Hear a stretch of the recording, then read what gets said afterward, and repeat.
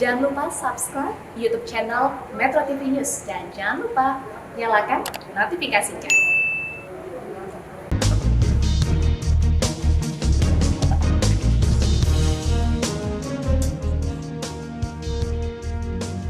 Terima kasih pemirsa, Anda masih bersama kami di Editorial Media Indonesia. Bang Gaudens, kalau mengingat dari 2 Maret ya, kita ada kasus pertama COVID waktu itu di Depok. Dan sampai sekarang itu sudah hampir 9 bulan ya. Atau bahkan bisa kurang lebih begitu. Pertanyaannya begini Bang, beberapa orang mengatakan sekarang kita sudah lelah. Sebagian besar orang sudah capek, sudah malas untuk terus-terusan menjalankan protokol COVID. Banyak yang sekarang sudah tidak pakai masker karena katanya di sekitar kami tidak ada COVID. Dan jangan-jangan itu yang membuat kemudian angka COVID ini naik begitu rupa. Tapi pertanyaannya adalah ketika editorial memberi judul hari ini Kepala Daerah Jangan Buang Badan, apakah semua tanggung jawab itu jatuhnya pada kepala daerah? Ya, memang untuk itulah dia dipilih oleh rakyat untuk memimpin daerahnya. Iya. Kalau tidak mau mengambil alih tanggung jawab itu, jangan mau jadi kepala daerah. Jangan jadi kepala daerah. Jangan ambil nikmatnya, susahnya enggak gitu. Tetapi argumentasi bahwa rakyat itu lelah karena sudah hampir 9 bulan mengikuti protokol kesehatan, harus dijawab bahwa kalau mau hidup, jangan pernah lelah untuk menjaga kesehatan. Karena apa? Ada dimensi sosialnya di dalam menjaga kesehatan itu. Yeah. Bukan pertama-tama hanya untuk menjaga diri sendiri, tetapi juga menjaga tidak menularkan penyakit itu kepada orang-orang yang dicintai maupun orang lain. Yeah. Jadi di situ dimensi sosialnya. Dengan demikian, jangan sekali-sekali egois dengan diri sendiri. Dalam konteks itulah misalnya dalam kasus di Bogor, wali kota itu memaksakan atau mengharuskan dilakukan swab terhadap orang yang dinyatakan sebagai orang dalam pantauan. Karena memang orang itu berasal dari kerumunan yang telah terbukti ada sekitar 34 orang yang positif COVID-19. Karena itu masuk di dalam ODP, orang dalam pemantauan. Ketika orang itu berada di Bogor, wali kota mengharuskan untuk dilakukan swab. Ketika tidak terjadi swab, pada saat itulah wali kota mau menegakkan hukum. Gitu. Pertanyaannya begini Bang, kalau memang kepala daerah yang menjalankan tugasnya, menjalankan tugas fungsi tidak membuang badan. Lalu apakah di saat bersamaan seluruh kepala daerah memang sudah melakukan itu? Semua kepala daerah sedang berusaha untuk melakukan itu. Yeah. Dan saya yakin tidak satu pun kepala daerah ingin membuang badan. Tetapi dalam kasus-kasus tertentu banyak sekali kepala daerah, tidak hanya satu, tapi ada banyak kepala daerah yang membuang badannya. Ambil contoh misalnya ketika terjadi pilkada. Dalam beberapa kasus pilkada terjadi kerumunan massa. Karena itu Mendagri menegur langsung hampir 70 kepala daerah yang ditegur oleh Mendagri. Karena pilkada ini kerumunan pilkada. Kerumunan pilkada. Demikian juga kerumunan di Jakarta maupun di Jawa Barat. Juga dilakukan teguran kepada kepala daerah yang bersangkutan. Nah, konteks buang badan di sini dalam pengertian ketika COVID-19 itu kasus hariannya terus meningkat, kepala daerah itu harus memimpin langsung. Tidak bisa lagi dia hanya berharap kepada Satgas. Tetapi kepala daerah yang bijak itu harus bersama-sama dengan Satgas. Ketika ada masalah tidak dibebankan kepada Satgas, tapi dia mengambil alih. Karena apa? Karena dia yang punya anggaran untuk itu. Kalau bicara di Jakarta Bang, kalau kita lihat tadi di dalam editorial juga sudah dikatakan bahwa Gubernur DKI Jakarta Anies Baswedan mengambil tindakan untuk mencopot ya. Ada Wali Kota Jakarta Pusat, lalu juga ada Kepala Dinas Lingkungan Hidup. Karena dianggap lalai untuk menjalankan protokol kesehatan di situ. Ini bentuk tanggung jawab atau bentuk yang lain? Ya harus dikatakan bentuk pengalihan. Mengapa demikian? Kalau di dalam kronologisnya itu kan kita tahu bahwa Wali Kota Jakarta Pusat itu mengirim surat peringatan ke Petamburan. Sebelum peristiwa atau sesudah peristiwa? Sebelum peristiwa. Sebelum peristiwa kerumunan itu ya? Sebelum peristiwa kerumunan. Itu artinya dia sudah mencegah. Tetapi tadi saya katakan otonomi itu ada di tingkat provinsi. Karena itu yang menggerakkan seluruh perangkat daerah itu adalah kepala otonom, adalah gubernur dalam hal ini. Beda misalnya kasus itu terjadi di Megamendung. Jawa Barat yang harus bertanggung jawab karena otonominya ada di tingkat 2, itu berarti Bupati Bogor harus bertanggung jawab atas kasus Megamendung. Tidak lagi gubernur yang bertanggung jawab. Karena itulah otonomi daerah itu sesungguhnya. Beberapa orang mengatakan begini Bang, sebetulnya yang dilakukan oleh seorang Anies Baswedan dengan datang ke kerumunan adalah upaya untuk dalam tanda petik meredam begitu, supaya kemudian kerumunan itu perlahan-lahan atau mungkin kalau bisa cepat bubar begitu. Kalau seperti itu bagaimana Bang? Ya saya melihat memang kasus ini kesalahannya sejak awal ya. Mengapa kesalahan sejak awal? Ada orang yang mau datang dijemput beramai-ramai dan itu sudah menjadi pembicaraan di mana-mana. Tetapi tidak ada upaya yang sistematis untuk mencegah itu. Bukan orang Jakarta semuanya yang datang ke bandara misalnya. Tetapi justru orang-orang dari luar kota. Mengapa misalnya keamanan atau aparat keamanan di luar kota itu, di tempat-tempat berasal kantong massa itu, tidak melakukan pencegahan. Itu artinya memang ada kelemahan intelijen dalam hal ini. Pertanyaannya Bang, ini adalah sebetulnya upaya kalau mencegah kerumunan itu, apakah untuk memang menghindari penyebaran COVID lebih jauh, karena memang setelah itu terbukti bertambah, atau memang karena ada sesuatu yang lain, apakah misalnya alasan politis, alasan keamanan, atau bagaimana Bang? Ya singkirkanlah alasan politiknya, singkirkanlah alasan keamanannya. Kita sedang berada dalam darurat kesehatan. Darurat kesehatan itu dinyatakan sendiri dengan kepres dari Presiden. Dan itu masih berlaku ya? Masih berlaku sampai sekarang.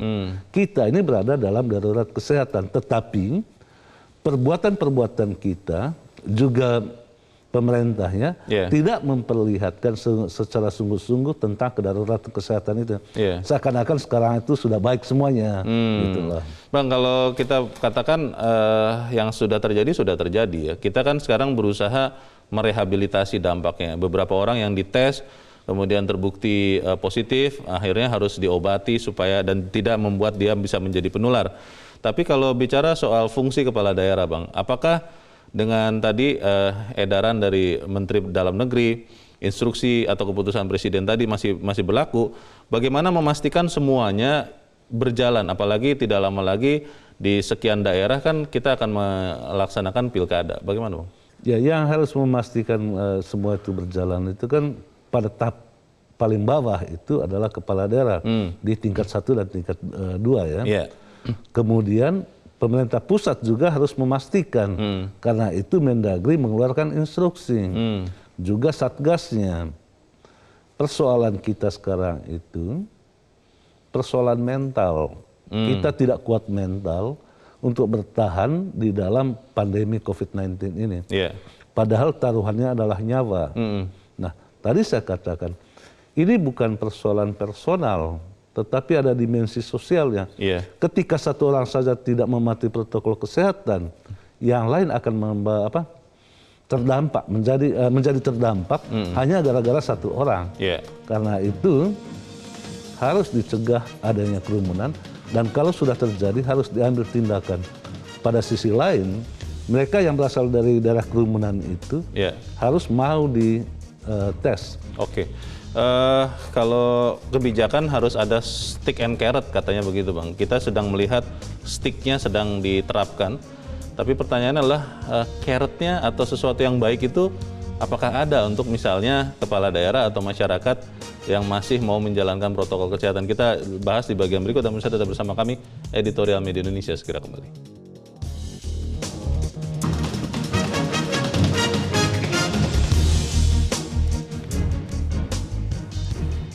Terima kasih pemirsa, Anda masih bersama kami di Editorial Media Indonesia. Bang Gaudian, sebelum kita diskusi Bang, kita coba dengarkan dulu pendapat dari masyarakat, pemirsa Metro TV. Kita sudah terhubung dengan pemirsa Metro TV di Cilegon, Banten, ada Pak Izhar.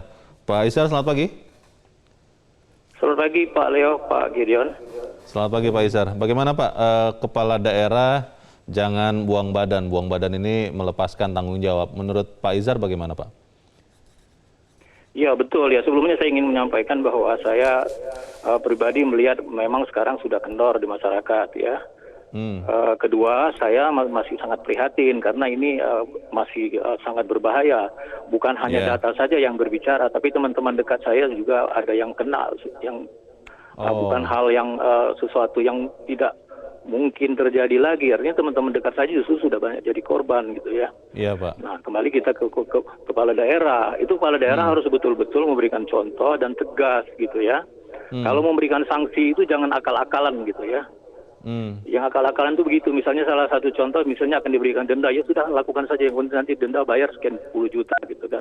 Itu namanya akal-akalan ya. Yang penting itu adalah preventif, ya, jadi preventif mencegah kemudian membubarkan, itu yang betul-betul yang serius. Ya. Jadi kita harus tegas, jadi memberikan contoh lah kepada kita ya. Kemudian kemarin adalah ada kepala daerah memberikan sanksi, misalnya memberhentikan. Kalau menurut saya itu sih bukan pemecatan, cuman mutasi saja. Jadi itu juga kayak akal-akalan juga menurut ya. Oke. Jadi tidak memberikan contoh yang baik lah. Jadi tegas.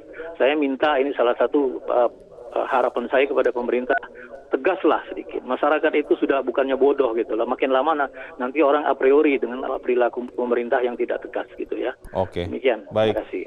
Terima kasih Pak Izhar di Cilegon, Banten. Selamat pagi Pak. Di belakang Pak Izhar ada Pak Edward di Bengkulu. Pak Edward, selamat pagi.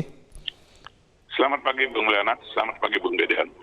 Selamat pagi Pak. Yang pertama bagaimana, kita sampaikan sebagai bangsa Indonesia merasa prihatin dengan meningkatnya jumlah yang terpapar COVID ini mencapai puncaknya di atas 6.000 untuk hari kemarin. Sebagai contoh, salah satu yang kita sesalkan kalau ada kepala daerah yang tidak melaksanakan undang-undang ini, contoh Ketua PBNU aja terkonfirmasi COVID, Wakil Gubernur DKI terkonfirmasi COVID. Ini kan berarti bahwa COVID ini menyerang siapa saja dan di mana saja, tidak peduli. Nah ini kita sesalkan. Ada kepala daerah yang sudah punya landasan hukum yang kuat, punya undang-undang, punya peraturan presiden, punya peraturan daerah, punya keputusan. Kok mengabaikan seolah-olah mereka setelah berbuat salah melimpahkan kesalahan ke orang lain. Saya ambil contoh lagi. Apa yang terjadi di Bogor, ini betul-betul hal luar biasa. Ada negara dalam negara, pemerintah tidak berhasil melaksanakan undang-undang untuk mencuek seseorang.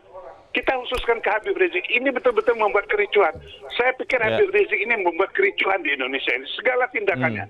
Mulai dari penjemputan, mulai mengadakan acara-acara pernikahan dan maulid, sampai setelah dia masuk rumah sakit terus membuat kerusuhan. Jangan salahkan pemerintah kalau memang terus mengejar Habib Rizik. Saya sesalkan ada juga tokoh-tokoh masyarakat, Pak Dlison khususnya, yang berkomentar yang nggak baik, seolah-olah pemerintah membidik Habib Rizik. Bukan. Baik, terima kasih Pak Edward di Bengkulu. Selamat pagi Pak. Di belakang Pak Edward ada Pak Ihwan di Jember, Jawa Timur. Pak Ihwan, selamat pagi. Selamat pagi Bang Leo, selamat pagi Bang Gaudien. Belum terlambat kalau saya menyatakan selamat ulang tahun Metro ke-20. Baik, terima kasih. Yang kedua, bahwasanya kita ini ya masalah kesehatan dan keselamatan itu segala-galanya sudah bagi rakyat. Nah, kaitannya dengan COVID-19 ini rupanya kok belum selesai-selesai. Kapan? Lalu bagaimana upaya yang cukup gitu ya. Nah, ini yang jadi pokok masalahnya kan di situ. Kemudian ingat bahwa gubernur, bupati, wali kota itu menurut hukum ketatanegaraan ini jabatan birokratik, struktural, karir. Sehingga larinya itu kalau masalah hukum jelas itu urusan kepolisian. Kalau masalah ketatanegaraan, tindakan sipil itu Menteri Dalam Negeri. Kalau sudah urusan politik hukum, lah itu prosedur hukum. Yang jadi masalah sekarang konstitusi kita, Undang-Undang Dasar amandemen, bukan Undang-Undang Dasar 45 karena 88% sudah dirubah. Lalu dan undang-undang terutama otonomi daerah itu membenarkan bahwa ini adalah jabatan politik. Itu yang jadi jalaran sebenarnya. Sehingga sistem demokrasi kita itu kalau Metro mengatakan sistem demokrasi cukong. Lah kalau gubernur membuang badan, tidak tanggung jawab, itu lalu diletakkan di mana di situ? Itulah tindakannya harus dilakukannya. Cuma kasihan ini Pak Anies ini. Semuanya serba salah dan disoroti. Justru itu yang membuat tenar dia. Yang jadi masalah, dia itu gak konsekuen, konsisten, komitmen. Menurut penglihatan saya, membaca, mendengar. Jadi dia ini sekarang ini mengeluhnya apa? Ya nasib. Terus teganya gitu nyanyinya dia tuh. Itu ya karena kenyataannya dia konsekuen, konsisten, komitmen dan transparan, kemudian rasional mengatasi itu. Baik. Terima kasih Pak Iwan di Jember, Jawa Timur. Selamat pagi Pak. Pemirsa melihat beragam ini Bang Gaudens, bahwa sebetulnya kepala daerah sudah berusaha, tapi beberapa mengatakan bahwa jangan kemudian semacam melempar tanggung jawab dengan menegakkan sanksi, kalau tadi menurut Pak Edward, sistem akal-akalan. Bagaimana Bang? Ya, saya tidak melihat pada satu daerah dan pada satu kasus ya. Kita melihat secara keseluruhan bahwa benar kepala daerah itu punya komitmen untuk menegakkan protokol kesehatan, komitmen untuk melawan COVID-19 karena dinyatakan sebagai darurat nasional. Nah, komitmen saja tidak cukup, apalagi kalau hanya sekedar kata-kata. Banyak sekali kepala daerah yang jauh-jauh hari sebelumnya di bulan Maret sampai beberapa bulan kemudian itu selalu mengatakan patuhilah protokol kesehatan, kalau tidak patuh akan ditindak secara hukum, harus dicegah dan sebagainya. Tetapi di dalam pelaksanaan pada titik-titik tertentu seperti terjadi juga di Jakarta, kerumunan itu terjadi. Di beberapa tempat pernikahan diselenggarakan, ada pesta, ada kepala daerahnya mendatangi tempat pesta. Ini akan problem. Karena apa menjadi problem? Karena ada perbedaan antara kata dan perbuatan. Jadi lisan dan tindak itu ketika berbeda, disitulah menjadi masalah. Dan ini masalah serius bangsa ini. Kenapa disebut serius? Karena COVID-19 itu kasusnya terus meningkat. Dan kemarin sudah menembus 6.000. Mau tunggu kapan lagi? Mau tunggu mati semua? Ya jangan, karena itu Presiden berkali-kali mengatakan demi keselamatan rakyat, hukum tertinggi adalah keselamatan rakyat. Hukum tertinggi keselamatan rakyat itu harus diperlihatkan pada tindakan nyata, bukan pada ucapan. Memastikan kepala daerah tidak buang badan Bang, itu seperti apa? Karena kalau belum lama kan kita ingat ketika Mendagri mengingatkan bahwa ada konsekuensi terberat untuk misalnya mencopot kepala daerah dari posisinya kalau gagal menjalankan tugas di masa kedaruratan kesehatan ini, dikatakan bahwa itu berlebihan. Nah, tetapi itu bagaimana Bang?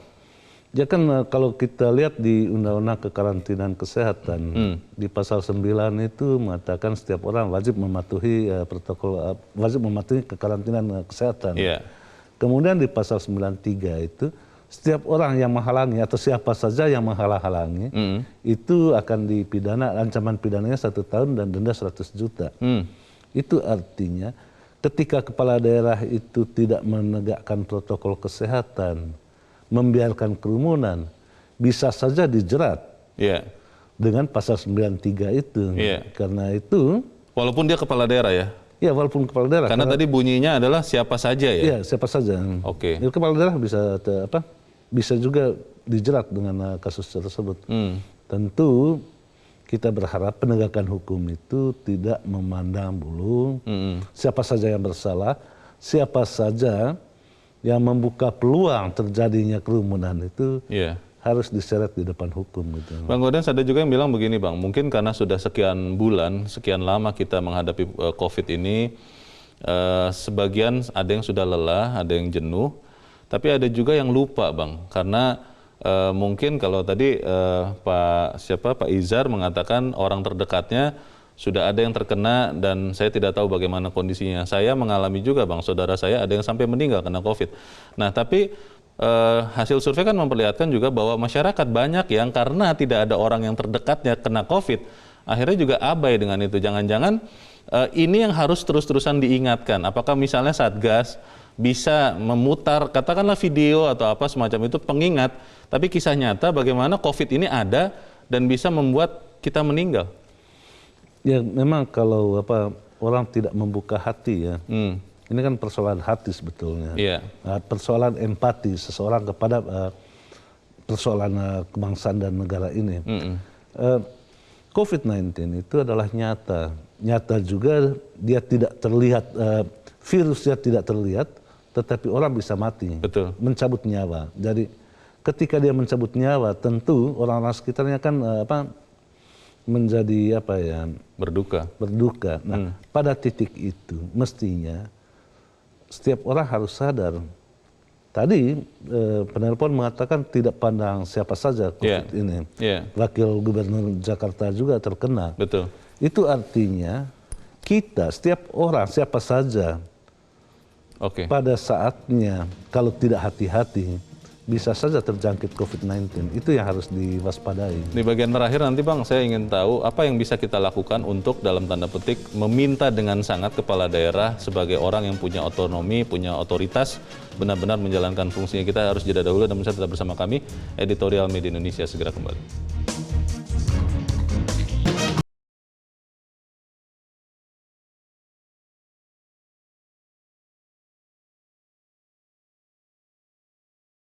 Akhir dari diskusi kita pagi ini, Bang Godan, saya percaya betul bahwa setiap pemerintah, mau di pusat, mau di daerah, pasti mau menyelamatkan rakyatnya. Nah, terkait dengan melaksanakan protokol kesehatan COVID-19 ini, apa yang kira-kira bisa kita berikan kepada kepala daerah yang disiplin, yang benar-benar menjaga rakyatnya? Karena kalau kemudian kita hanya mengancam dalam tanda petik, memberikan tongkat atau stick, kan akhirnya tidak terlalu efektif juga. Kita harus berikan carrotnya juga, wortelnya juga. Bagaimana, Bang? Ya tentu ada kepercayaan kan kalau kepala daerah itu tekun merawat daerahnya supaya tidak banyak orang terkena COVID-19. Itu kan ada hal yang bisa dipercayakan kepada kepala daerah. Harus disadari bahwa selain persoalan kemanusiaan, penanganan COVID-19 juga sebagai etalase bagi kepala daerah untuk berbuat baik sehingga punya tingkat elektabilitas dalam kontestasi politik yang lebih tinggi. Di dalam survei-survei misalnya ada 3 kepala daerah yang disebut-sebut punya kans di 2024 karena kemampuan menangani COVID-19. Di bulan Agustus misalnya indikator politik itu mensurvei ada 3 kepala daerah pada tingkat tertinggi. Ada Anies Baswedan, ada Ganjar Pranowo, ada Ridwan Kamil. Sekarang ini kan Anies ini sedang menempuh jalan-jalan kerikil gitu ketika menangani kasus COVID-19. Nah itu berarti ada poin elektabilitas di sana ketika kepala daerah itu mampu menangani COVID-19. Juga di dalam berbagai kesempatan Mendagri mengatakan pilihlah calon kepala daerah yang 1 minggu lagi, 9 hari lagi akan berkompetisi kan, tanggal 9 Desember ini kan ada pilkada. Betul. Pilihlah calon kepala daerah yang punya komitmen tinggi dan nyata terlihat di dalam bagaimana mengatasi pandemi COVID-19 ini. Kalau kepala daerah, saya sih berharap betul bahwa kepala daerah berubah ya. Kalau ada yang kemarin abai, sekarang jadi lebih serius karena tidak main-main, ini nyawa orang. Tapi kalau memang tetap masih ada yang kemudian tidak benar-benar memasang badannya, Bang, bagaimana, Bang? Ya tentu rakyat punya penilaian. Penilaian rakyat itu kan baru terlihat pada saat pemilihan kepala daerah ya. Kalau tidak ada pemilihan tentu tidak bisa rakyat menjatuhkan sanksi. Yang bisa menjatuhkan sanksi itu adalah pemerintah pusat. Kalau kita kembali lagi kepada undang-undang pemerintahan daerah itu kan kepala daerah bisa diberhentikan karena 3 hal. Meninggal dunia, mengundurkan diri, diberhentikan.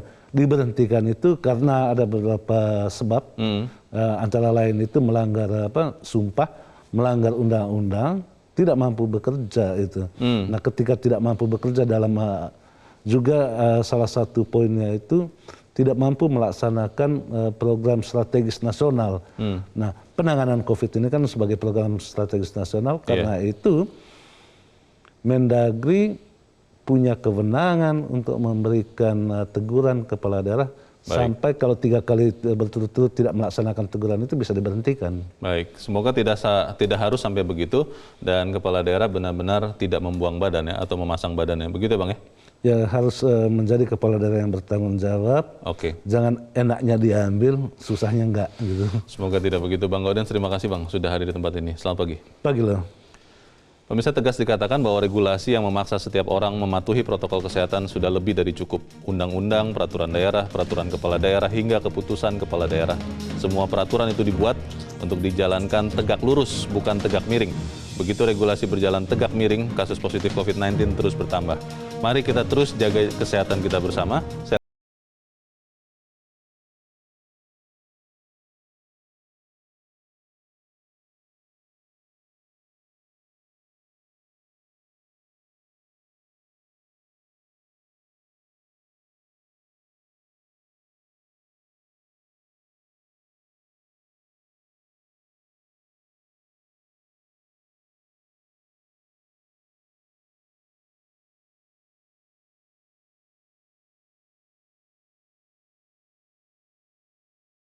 Knowledge to elevate.